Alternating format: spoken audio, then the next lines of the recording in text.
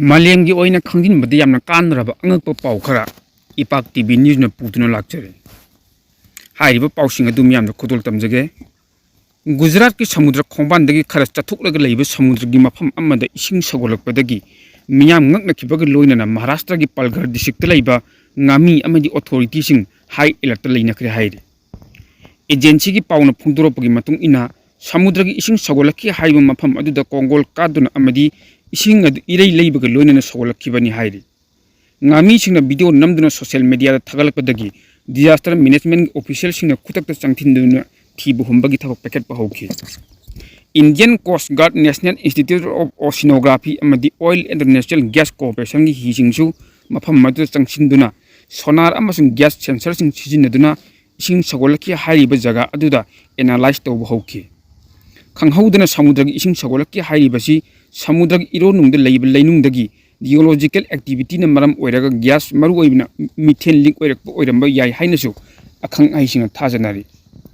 adu bahari ba mafam adu da samudra gi ironung da puba gas ki pipeline sing leak oiba oiramba tarabadi matuna henna miyam da khudong thininga oigani hairi serak asida hari ba mafam asida ngami sing matam khara changdana bi chekchinna thamgre panbi abadi kumja hokiba 2024 da United Kingdom gi awang thangu saruk ta leiba North Sea dasu asumna ising sagolakpadagi yengsilluba matamda ising manungda maigi sing pokhai oiramkhibani haina pawosin makhatari America gi president singi leifam ama oiriba White House gi building manungda nuclear khulai gi chaitheng phangloidaba ka ama yamna lonna thukna leiramkhre hairi sahi marfu ga manga gi matungda ka aron badu lei haibasi handakta khanglakkiban report asigi matung ina haukiba solisemaga chamapan nifumatoida Japan na sathrakiba Pearl Harbor gi attack adugi matungda matam adugi America gi president Franklin D. Roosevelt White House ta argonba bunker ama sanabagi yathang pikhibani hairi ka adugi mathakta anoba ka ama sakhre adubu hairiba argonba bunker asigi matangdadi miyamda phungdoktana lakhiban adubu Donald Trump na argonba bunker adu thukai handuna anoba bunker ama sananabi yathang pikhre hairi bunker as emergency gi oiba matamda khaktada official sing leinabani hainasu pawosin makhata Amazon gi suklab umang manung de leiba tribal sing ahan boina uba phangkri haina report amana hairi panba yabadi Amazon gi umang de leiba tribal sing asin atopa mafam sing dagi lakpa miyosing makhoina pairiba ten amade ta sing adu sizinaduna attack chathraki haina ngang saknaramban adu handakti uriba video asidadi hairiba uhai tana thallaba hi adu uba matamda hi tamna chansinraktuna uhai sing adu lowduna chenakibani hairi tribal sing adu uncontact tribe oi haira khangne tasingna makti tribal sing ai sathi maramna arapa mafamdagi camera na nambada mayik singna kitabani adu hantakki asidadi yamna mayik sing uba phangli hairi hauji atopa myo singa paw phawna dana lairiba tribe makhalasi chanirom ni haina malemgi matangda akhang ai singna hairi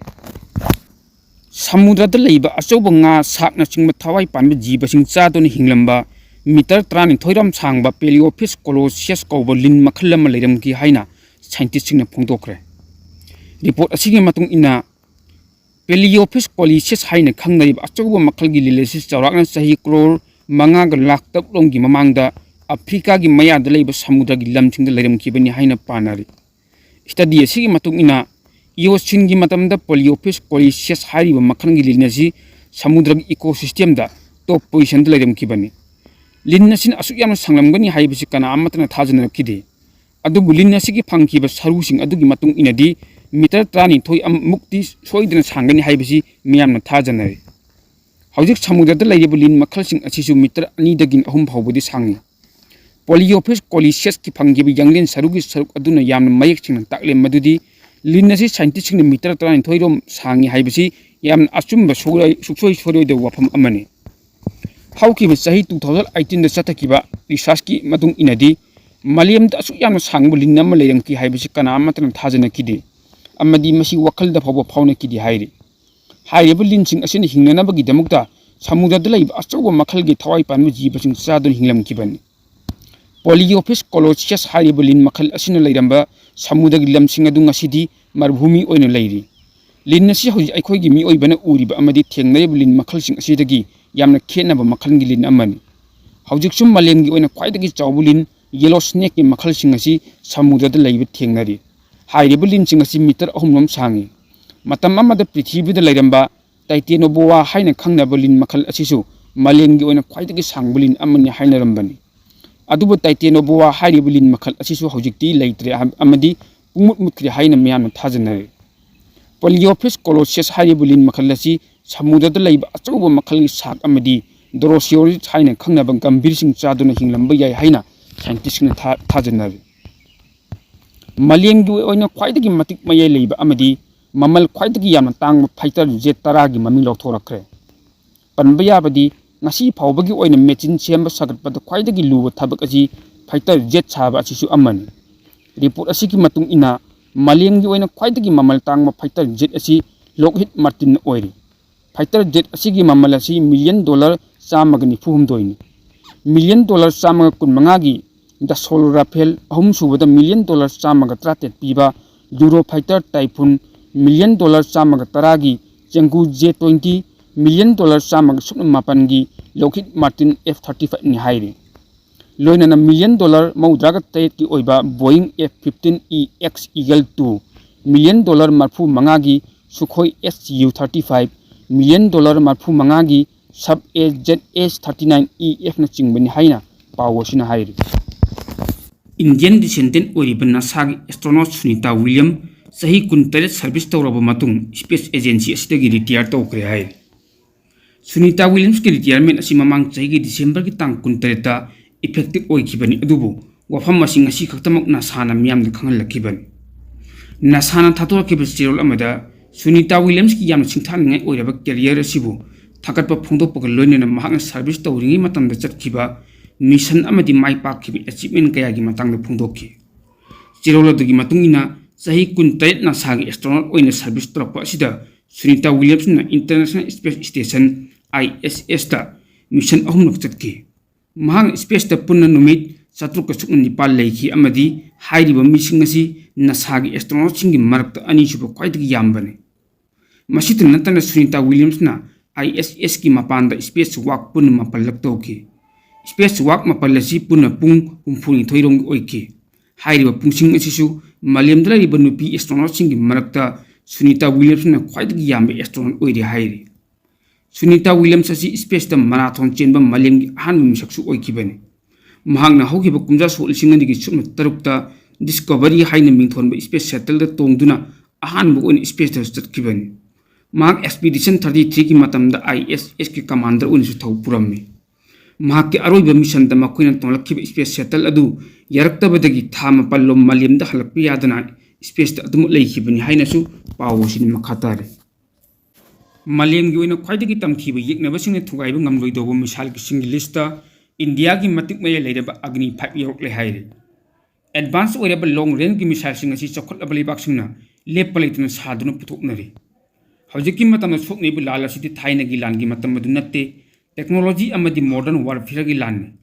maram maduna matik maya leiraba misal singa si tongan tongan leibak kaina puthoknarakibani Malem gi oina khwaidagi matik maya leiraba yeknabasin kap thaduna thugaiba ngamloidobo misal sing adudi Russia gi RS-20 asu aman Russia gi misal sing asi haibe kilometer 3 parom hena sana kapngamba ton chanirom lumba misal ni loinana China gi DF-41 haibe misal asisu kilometer 3 mangarom sana kapngamba makhal gi misal ni America amadi Britain anina punna saba Trident 2D5 haibe misal asisu kilometer 3 toirom sana kapngam India gi Agni 5 haibe misal asisu kilometer 9 palom sana kapngamba pung de kilometer 10 yang pai bangam makhal gi angak misal makhalamani hairi Russia gi Avangard hypersonic guide vehicle misal asisu kilometer 10 sana kapngam ni loinana China gi DF-17 misal asisu kilometer 2 ga changarom lap ngam mi hairi misal asis China na India Japan amadi South Korea gi arapagi yenglaga akhanana sakiba misal makhalamani Russia gi TH-47 M2 kinjal misal Mach 10 speed ta paibungamba makhal gi misal amani loinana Russia gi 3M22 Zircon America gi hypersonic weapon North Korea gi Hwasong 18 haiba makhal gi misal sing asisu malem gi oina khwaidagi matik meya leba tamthiraba misal sing manung chali haina pawgi source sin makhatar haukiba kumja 2025 tagi 2029 phawbada malem sida sabagi chang asi Celsius degree 1.5 hengalakpa yai haina World Meteorological Organization की मैकैदगी हाइरे मालेमदा साबगी चांग असि नोंम नोंम हेंगलक्तुना मियोइब खक नतना तोंगान तोंगान थवाई पाइम जीव खुदिमक खुदोंग चादब कया मायुकनरप याय हाइनसु report अदुद फोंदोकले हजि फावबगी ओइना हौकिब कुमजा 2024 दा मालेमदा साबगी चांग ख्वाइदगी वांग सहीनी हाइना लौनरे